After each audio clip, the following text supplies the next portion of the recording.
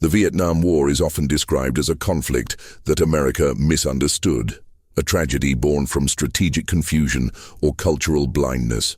But misunderstanding suggests an honest failure to grasp something real. What happened in Vietnam was different. It wasn't that the war's purpose was unclear. It was that the purpose kept changing, dissolving and reforming into something no one could define, even as the machinery of violence continued without pause. By the time soldiers realized they were fighting for objectives that had already been quietly abandoned by the men who sent them, the war had become a self-sustaining system that no longer required a reason to exist. The official narrative spoke of domino theories and containing communism, but on the ground, in the villages and jungles and firebases, the war had reduced itself to something far simpler and far more corrosive. Survival until rotation, body counts that satisfied superiors, and the management of reports that would never reflect what actually occurred. In the spring of 1967, a Marine Corps intelligence analyst stationed near Da Nang was tasked with compiling after-action reports from patrols in the surrounding hamlets. He noticed that certain phrases appeared in almost every document. Terms like enemy contact, structure destroyed, and hostile fire received were used interchangeably to describe events that bore no resemblance to one another. A firefight lasting 6 hours might generate the same language as a single rifle shot heard at a distance. When he asked his commanding officer why the reports were so vague, he was told that specificity created complications. If you reported that a village had been burned after taking sniper fire from an unknown source, it raised questions about proportionality and rules of engagement. If you reported that the village had been destroyed following sustained enemy contact, it became a legitimate military action. The difference was linguistic, not factual, but it determined how the war was understood thousands of miles away. He continued writing the reports as instructed. Within 3 months, he stopped trying to distinguish between what had happened and what needed to be written. The body count became the central metric of progress in Vietnam, not because it measured success, but because it could be quantified. In a war with no front lines and no territory to hold, commanders needed something to show their superiors, and the number of enemy dead became that something. But the body count was never reliable. After an engagement, soldiers were expected to search the area and tally the dead, but this often occurred under hostile conditions, in dense jungle, or in darkness. Estimates were made. Assumptions filled the gaps. A blood trail might be counted as a kill. A structure that collapsed after an airstrike might be assumed to have contained enemy fighters. The numbers were sent up the chain of command, where they were sometimes adjusted to reflect operational expectations. A company that reported 12 enemy killed might see that number revised to 15 or 18 at the battalion level, not because new information had emerged, but because higher numbers suggested a more successful operation. When these figures reached Saigon and then Washington, they were treated as empirical evidence of progress, but they had passed through so many layers of estimation and interpretation that they no longer corresponded to anything that had occurred. There were soldiers who understood this immediately and soldiers who took years to realize it. One infantryman who served in the Central Highlands later described how his platoon had been sent to clear a village suspected of harboring Viet Cong. They found no weapons, no fortifications, no signs of military presence. But they had been told the village was hostile, and after taking sporadic fire from a tree line, they called in artillery. The village was destroyed. When they returned to base, the after-action report listed 37 enemy killed. He never saw a body. He never saw evidence that anyone had been in the village at all. He asked his squad leader how the number had been determined. The squad leader told him that the village had been targeted based on intelligence, and if intelligence had identified it as hostile, then the people inside were enemy combatants. The logic was circular, but it was also unassailable. The war had created a language that justified itself. The Phoenix program was designed to dismantle the Viet Cong infrastructure by identifying and neutralizing enemy operatives embedded in the South Vietnamese population. Neutralization could mean capture, interrogation, or killing. The program relied on intelligence gathered from informants, defectors, and interrogations, but the quality of this intelligence varied wildly. In some cases, individuals were identified as Viet Cong based on accusations from personal enemies or rivals. In other cases, entire families were targeted because one member had been seen in the company of suspected insurgents. The program operated outside the conventional military command structure, and its methods were rarely documented in ways that could be reviewed or audited. Between 1968 and 1972, the Phoenix program was responsible for the deaths of over 20,000 individuals identified as Viet Cong. How many of them were actual insurgents remains unknown. The program's architects argued that even if some of those killed were innocent, the disruption of the Viet Cong network justified the cost. But disruption was difficult to measure, and there was little evidence that the program had significantly weakened the enemy's operational capacity. What it did accomplish was the creation of a climate in which accusation and suspicion became grounds for elimination, and in which the line between civilian and combatant dissolved entirely.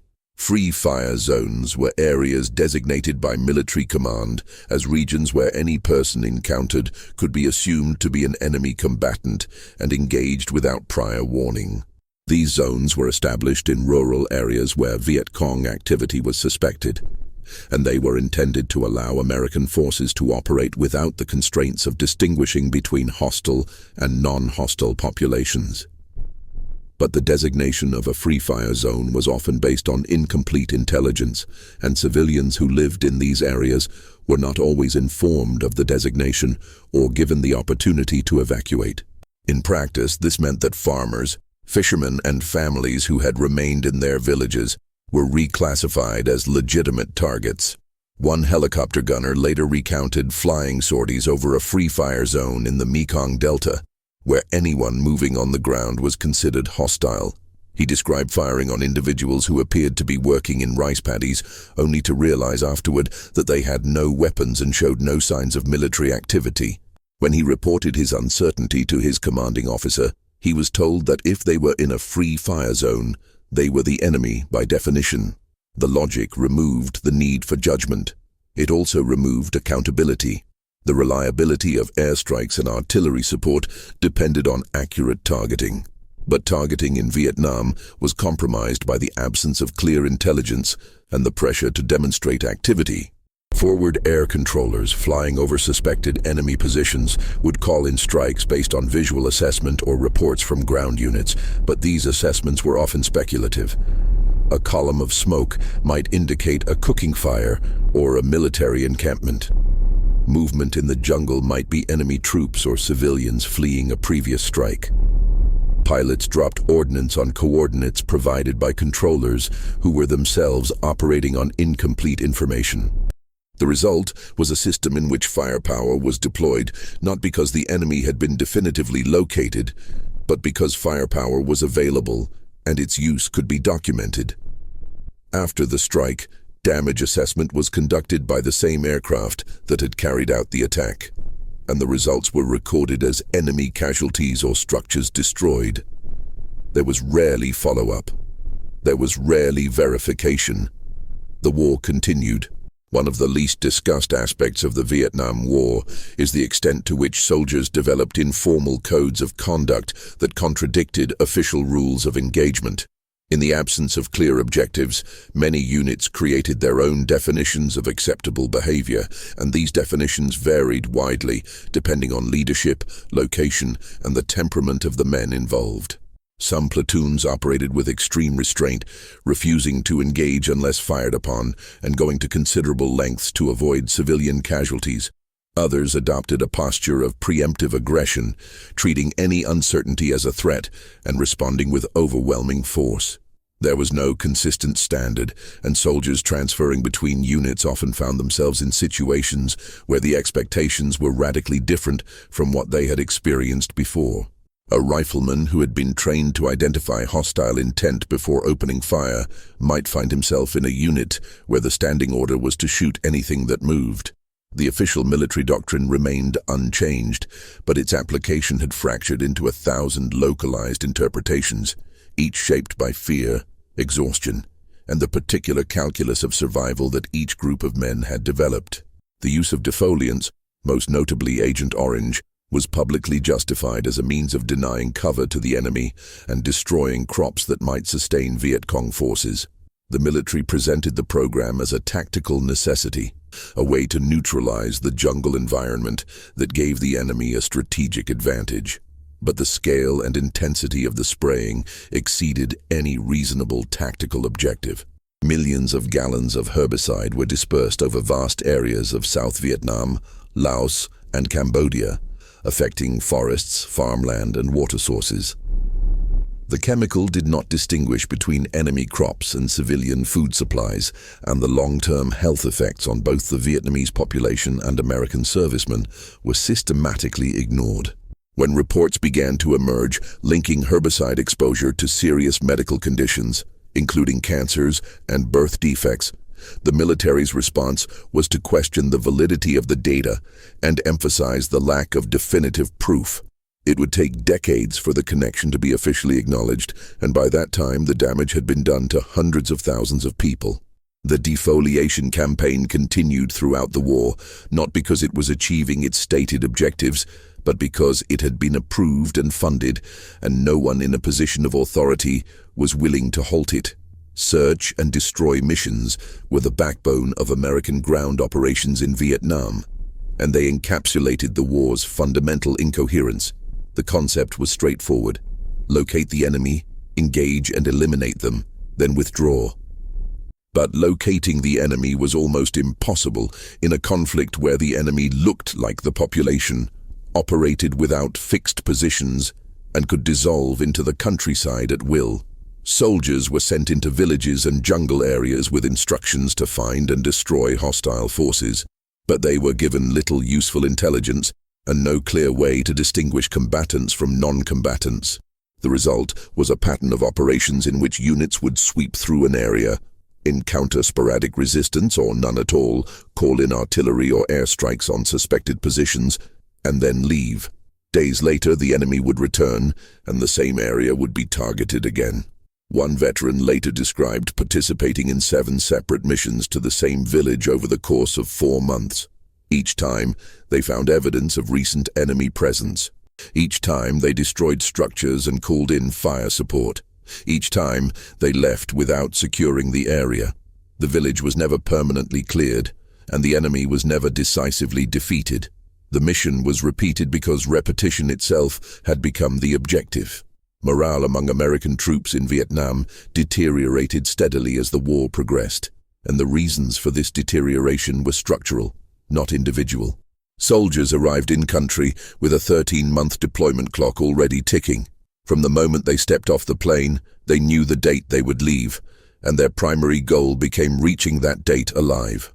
This created a mentality in which long-term success or failure of the war was irrelevant. What mattered was personal survival, and anything that increased risk without clear benefit was resented. Orders to take a hill or clear a village were evaluated not in terms of strategic value, but in terms of whether they would get someone killed. If a position was taken and then abandoned the next day, the sense of futility was immediate and corrosive. If a patrol found nothing and returned to base, only to be sent out again the following week, the sense that the war had no direction became inescapable. By the early 1970s, incidents of insubordination, refusal to obey orders, and even attacks on officers had become common enough that they were classified and tracked under the term fragging, a reference to the fragmentation grenades sometimes used in these assaults. The military's response was to tighten discipline and increase surveillance, but these measures did little to address the underlying problem, which was that the men no longer believed the war had a purpose worth dying for. The concept of winning in Vietnam was never clearly defined, and this ambiguity was not accidental. The Johnson administration spoke of achieving a stable, independent South Vietnam, but the metrics for stability were never established. The Nixon administration shifted the language to Vietnamization, the process of transferring combat responsibility to South Vietnamese forces, but this too was presented without clear benchmarks. Meanwhile, military commanders in the field measured success through body counts, territory temporarily secured, and the number of operations conducted. None of these metrics indicated whether the war was being won or lost, because they measured activity rather than outcomes. It was possible for body counts to rise, for operations to increase, and for the enemy's capacity to continue the fight to remain unchanged or even grow. This created a situation in which the war could continue indefinitely without ever approaching resolution.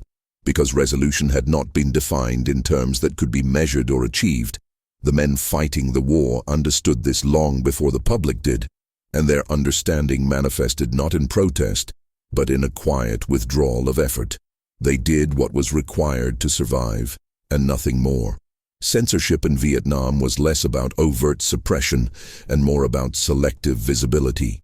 Journalists were generally allowed access to the war zone, but their ability to report freely was constrained by the military's control over transportation, information, and access to operational areas. Reporters depended on military helicopters to reach remote firebases, and they relied on official briefings for context and background. This dependence created a relationship in which critical reporting was possible but difficult, and in which the most damaging information often remained inaccessible. Stories that contradicted the official narrative were sometimes published, but they were often framed as isolated incidents rather than systemic problems. The military's daily press briefings in Saigon, which reporters derisively called the 5 o'clock follies, presented the war as a series of tactical successes and minor setbacks, with little acknowledgement of strategic stagnation or operational failures. Reporters who challenged these narratives were not formally censored, but they found their access restricted and their questions dismissed. Over time, many correspondents learned to navigate the boundaries of acceptable reporting, focusing on human interest stories and individual acts of heroism, while avoiding broader critiques of policy and command. The result was a public understanding of the war that was incomplete and skewed, not because the truth was hidden, but because the truth was difficult to access and dangerous to report. The relationship between American forces and the South Vietnamese military was marked by mutual distrust and operational dysfunction. American commanders often viewed their South Vietnamese counterparts as incompetent or unreliable, while South Vietnamese officers resented being treated as subordinates in their own country. Joint operations were frequently hampered by poor communication, conflicting objectives, and differing standards of conduct. In some cases, South Vietnamese units would withdraw from combat without informing their American allies, leaving them exposed. In other cases, American forces would call in airstrikes on positions near South Vietnamese troops without adequate coordination, resulting in friendly fire casualties. The broader issue was that the two militaries were fighting different wars. For American forces, Vietnam was a limited engagement with a defined endpoint. For South Vietnamese forces, it was an existential struggle that would continue long after the Americans left. This divergence in perspective created a situation in which cooperation was superficial and trust was minimal. Vietnamization, the policy of transferring responsibility to South Vietnamese forces, was built on the assumption that these forces could be trained and equipped to continue the fight independently, but it ignored the deeper issues of morale, corruption, and political fragmentation that plagued the South Vietnamese military. When American forces began to withdraw, the South Vietnamese military did not become stronger. It simply inherited a war it had never been prepared to win. The treatment of prisoners in Vietnam, both by American forces and their South Vietnamese allies, was governed by regulations that were inconsistently enforced and frequently ignored. The Geneva Conventions required humane treatment of captured combatants, but the nature of the war made it difficult to determine who qualified as a combatant. Viet Cong fighters wore no uniforms and carried no identification, and many were indistinguishable from the civilian population. This ambiguity was used to justify interrogation methods that would have been prohibited in a conventional conflict.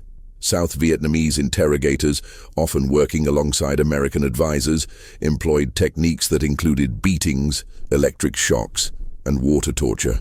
American personnel were sometimes present during these sessions, and while official policy prohibited direct participation, the line between observation and complicity was thin. Reports of prisoner abuse were filed, investigated, and quietly shelved. In some cases, individuals responsible for documented abuses were transferred or reprimanded, but prosecutions were rare. The broader issue was that the mistreatment of prisoners had become normalized, not as official policy, but as an accepted practice that existed in the gap between what was written and what was done. The drug use among American soldiers in Vietnam escalated sharply in the late 1960s and early 1970s, and it reflected a deeper collapse of cohesion and purpose. Marijuana was widely available and relatively tolerated, but heroin became the drug of choice for soldiers seeking escape from the grinding reality of the war. High-grade heroin was cheap and easy to obtain, and its use spread rapidly through units stationed in rear areas and firebases. The military's initial response was denial, followed by sporadic crackdowns that did little to address the underlying causes. Soldiers used drugs not as an act of rebellion, but as a means of managing the psychological toll of a war that offered no clear reason for the sacrifices it demanded. The official narrative focused on individual discipline and the influence of a permissive culture back home, but this ignored the fact that drug use was a symptom of systemic failure. Men who saw their friends killed in operations that were repeated without strategic purpose, who witnessed the gap between official reports and lived experience, and who understood that their presence in Vietnam served no discernible goal, turned to drugs because drugs offered temporary relief from a reality that had become unbearable. The secret bombing of Cambodia and Laos, conducted without congressional approval or public knowledge, represented one of the war's most profound violations of democratic accountability. The operations, codenamed Menu and Freedom Deal, involved thousands of sorties targeting suspected North Vietnamese supply routes and base camps located across the border. The rationale was that the enemy was using neutral territory as a sanctuary, and that strikes against these positions were necessary to protect American forces in South Vietnam. But the bombing was kept secret not because it was strategically sensitive, but because it was legally and politically indefensible. The White House and the Pentagon maintained parallel reporting systems, one that documented the actual targets in Cambodia and Laos, and one that recorded the strikes as occurring within South Vietnam.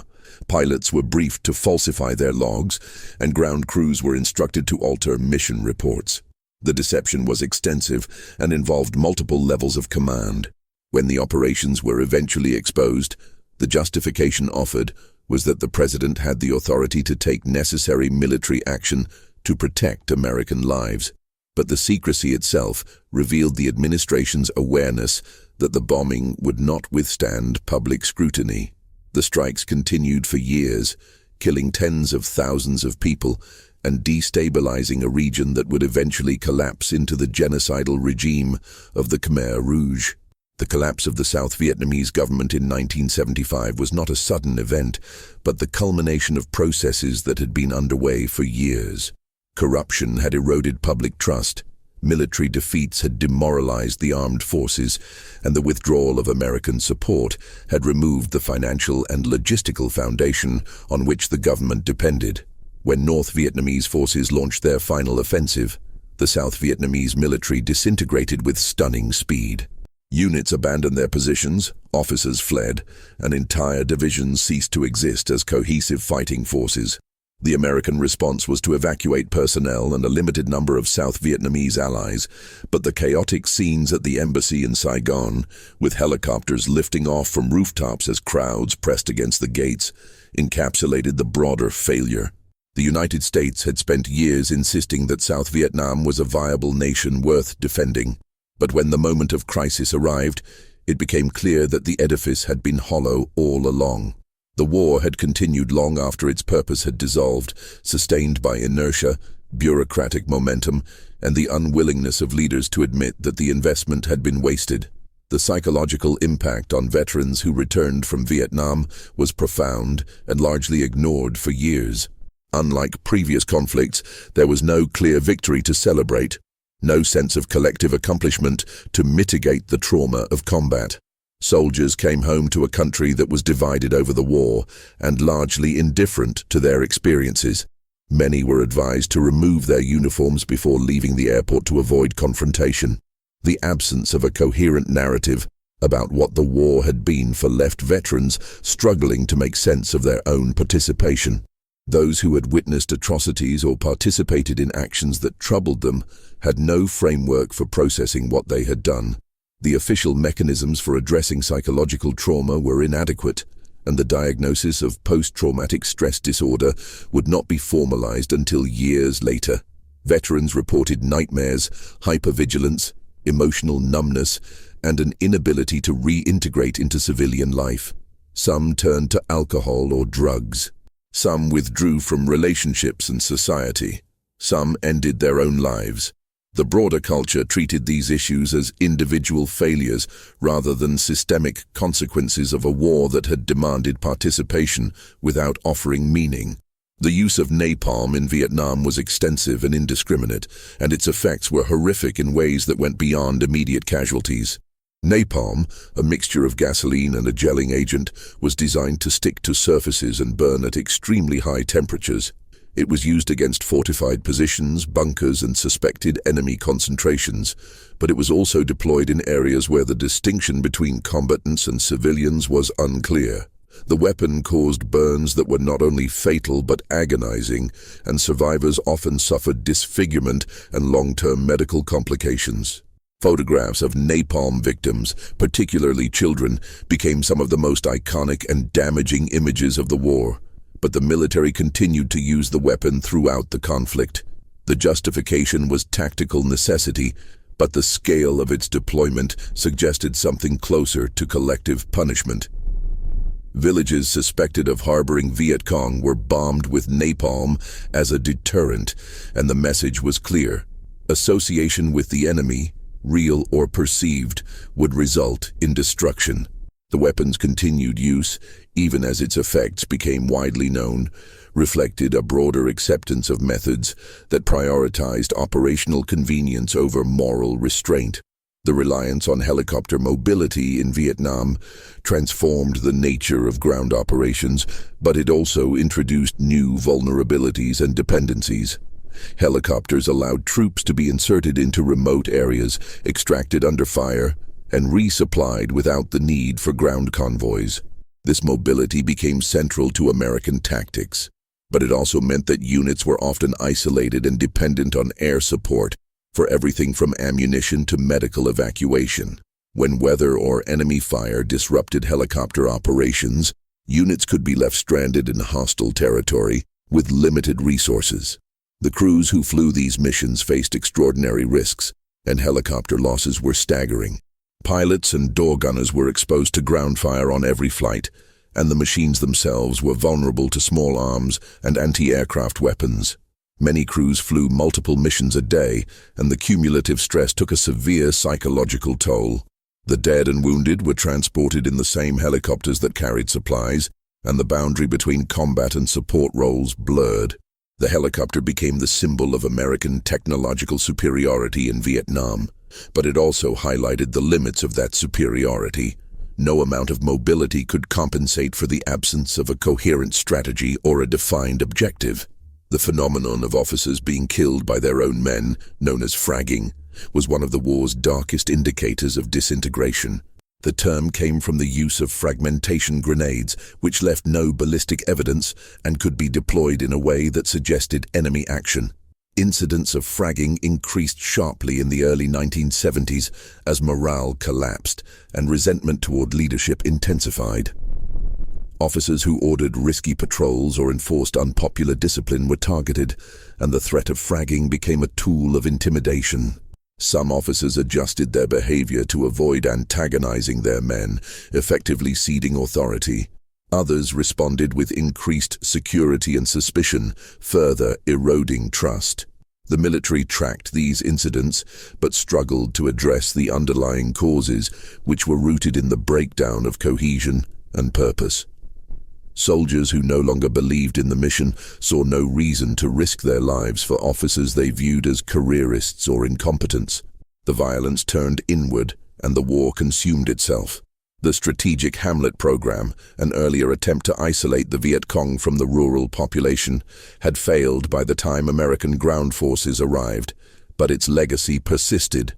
The program had forcibly relocated hundreds of thousands of Vietnamese peasants into fortified villages, ostensibly to protect them from insurgent influence. In practice, it uprooted communities, destroyed traditional social structures, and created resentment that the Viet Cong exploited. By the mid-1960s, many of the strategic hamlets had been abandoned or overrun, but the underlying assumption that the population could be controlled and separated from the insurgency remained central to American strategy. This assumption was flawed. The Viet Cong were not external invaders, but were often members of the same communities they sought to organize.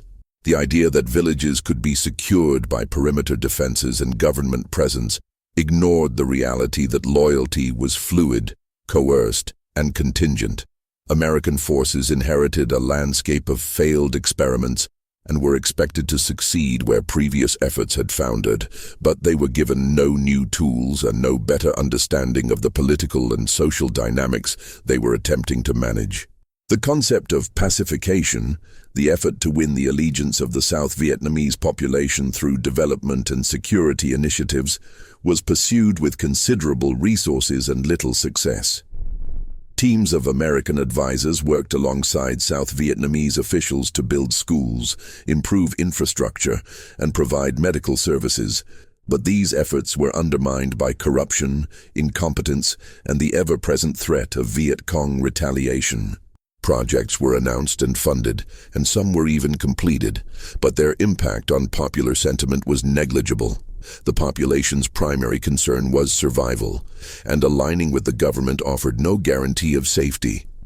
In many areas, the Viet Cong controlled the countryside at night, collecting taxes and enforcing discipline, while government forces controlled the towns during the day. The population navigated between these competing authorities, offering cooperation to whichever side could credibly threaten or protect them. Pacification assumed that material improvements and security could win loyalty, but it failed to account for the fact that the government it was trying to legitimize was widely seen as corrupt, illegitimate, and dependent on foreign support. The programs continued because they could be measured and reported, but their failure was evident to anyone who spent time outside the fortified compounds.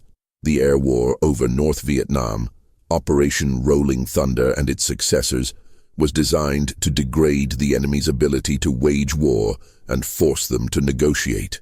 It achieved neither objective. Bombing targets were selected based on political considerations as much as military necessity, and restrictions were imposed to avoid provoking Chinese or Soviet intervention. This meant that critical infrastructure was often off-limits, and strikes were conducted in ways that minimized effectiveness. The North Vietnamese adapted quickly, dispersing resources, building redundant supply routes, and developing sophisticated air defense networks. American losses mounted, and the strategic impact remained uncertain.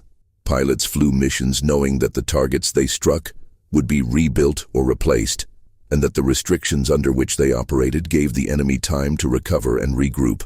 The air campaign continued for years, consuming vast resources and costing hundreds of aircraft and aircrews, but it did not break the North's will to fight or significantly impair their ability to supply forces in the South.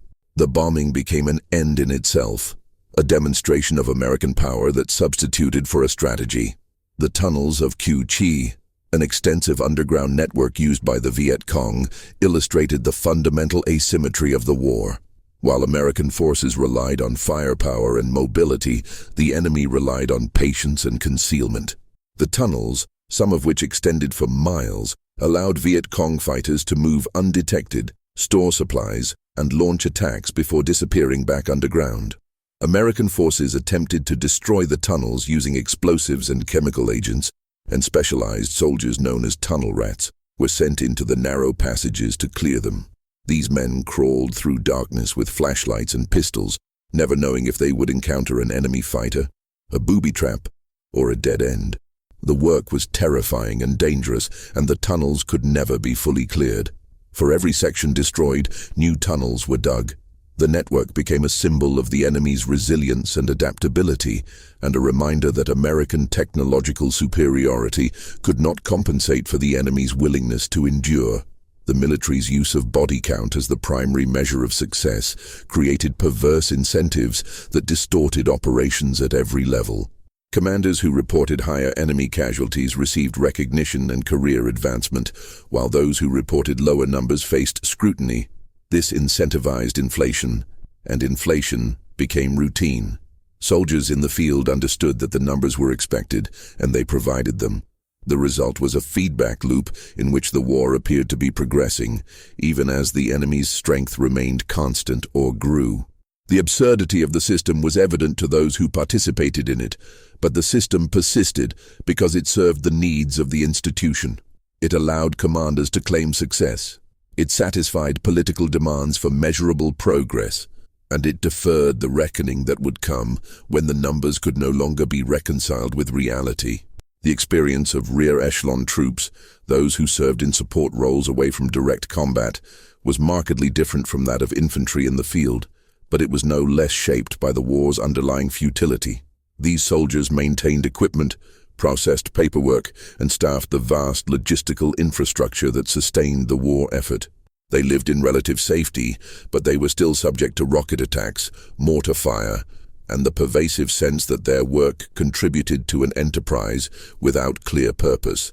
Many developed cynicism about the war and their role in it, and this cynicism expressed itself in a culture of minimal effort and passive resistance. The phrase, "just enough to get by," became a guiding principle, and the gap between official expectations and actual performance widened.